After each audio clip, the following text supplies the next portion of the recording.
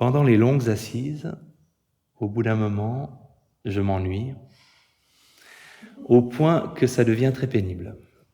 Même après avoir passé par le souffle, le corps, les sons, les pensées. Là, je vais essayer ça ira peut-être mieux, je vais essayer ça. Ah, l'ennui. Il y a plusieurs degrés de réponse possibles. Le degré maître zen avec son bâton, vous savez, celui qui vous tape dessus quand vous avez relâché la posture, qui est un degré qui est vrai, mais c'est pas le seul qu'on puisse envisager. L'ennui est simplement le manque d'attention. Symptôme d'un manque d'attention, d'un moment de distraction. Sans moment de distraction, pas de possibilité pour l'ennui de s'installer. Si vous n'étiez qu'avec la respiration, il n'y aurait pas d'ennui possible. Donc il y a un moment où vous n'êtes plus avec la respiration, et parce que vous n'êtes plus avec la respiration, vous pouvez vous dire c'est ennuyeux d'observer la respiration. Mais si vous étiez attentif seulement à la sensation, il n'y aurait pas l'espace pour cette pensée-là. Donc c'est le degré zéro parce que ça veut dire qu'une des façons dont on peut traiter l'ennui quand il apparaît, c'est de se dire « Ah ouais, une de ces 12 000 façons dont mon esprit peut s'éloigner de mon objet de méditation.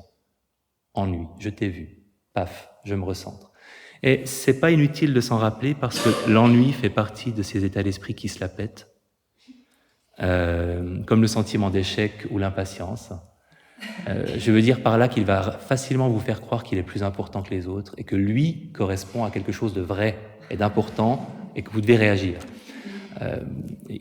Il vous dira, oui, moi, évidemment, tu as des pensées comme est-ce que j'ai bien fermé la porte en partant ou qu'est-ce que je vais manger demain matin au petit déjeuner. Ça, ce sont des pensées ordinaires, je dirais assez quelconques, voire médiocres. Mais moi, l'ennui, je suis là pour te dire qu'il y a un vrai problème. Ce que tu fais est super barbant. Donc, il faut que tu trouves une solution rapidement.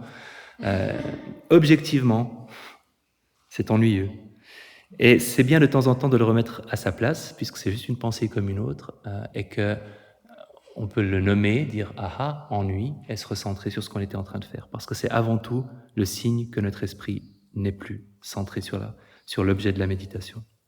Parce que quand on est centré sur l'objet de la méditation, pendant chaque instant où on l'est, on ne s'ennuie pas. Parce qu'on ne fait... il n'y a pas d'espace pour l'ennui. L'espace est occupé par l'objet méditatif. Ça, c'est le degré zéro.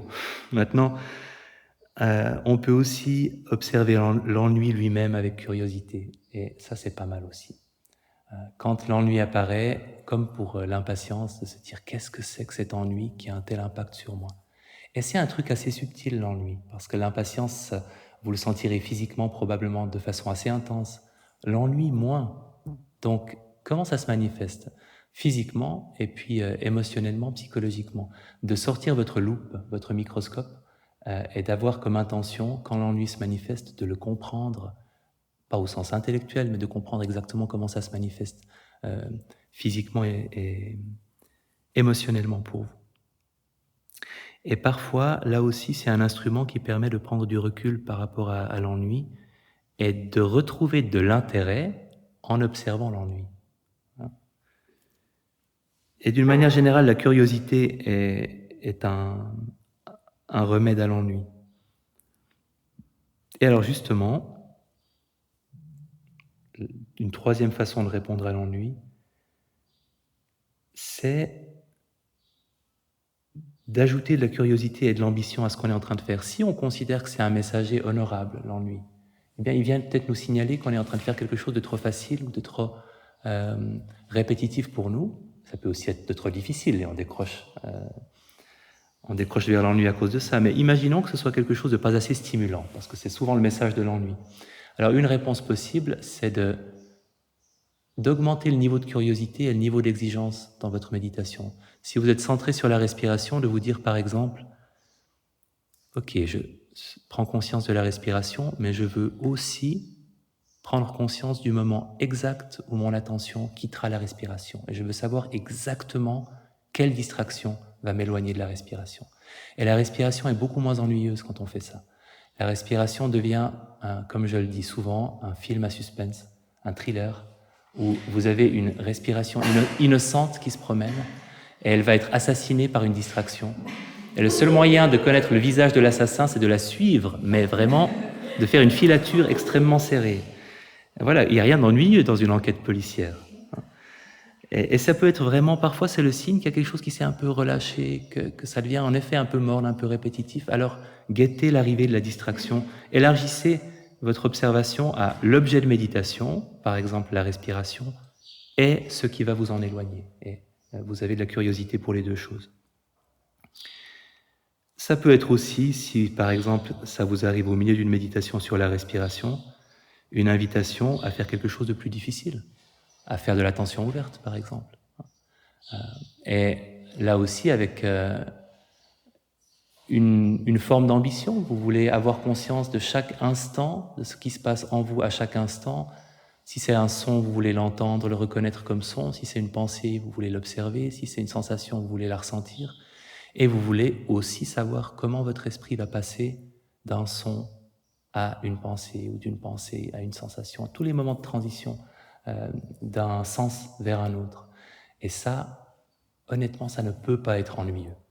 Ça peut être source de confusion, ça peut être par moments trop difficile et ça nous donne envie de revenir à la respiration. Ça peut pas être ennuyeux parce que c'est votre propre expérience que vous observez, c'est ce qui constitue la personne que vous êtes en train d'observer. C'est forcément intéressant. Ah, même si on se trouve être une personne très ennuyeuse, le contenu de nos pensées n'est pas ennuyeux du tout.